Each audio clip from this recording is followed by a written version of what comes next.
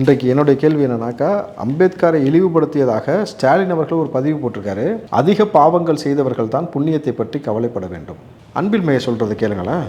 அன்னையாவினும் புண்ணியம் கோடி ஆங்கோர் ஏழைக்கு எழுத்தறிவித்தல் தான் பாரதி சொன்னார். எழுத்தறிவித்தலுக்கே புண்ணியம் கோடி, எழுத்தறிவித்தலோடு சேர்த்து இன்னைக்கு நீங்கள் உணவையும் அடித்திருக்கின்றீர்கள்.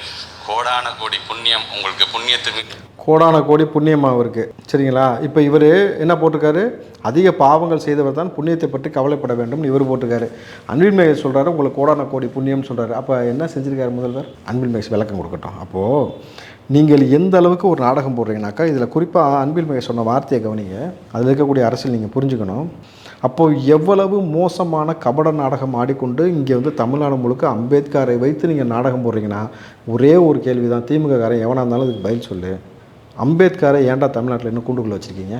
சட்டமன்றத்தில் முதல் முறையாக எங்களை இஸ்லாமியர்களை, ஒரு சமூகத்தை இஸ்லாமிய தீவிரவாதிகள் என்ற வார்த்தையை முதல்ல பயன்படுத்தினவர் கலைஞர் கருணாநிதி.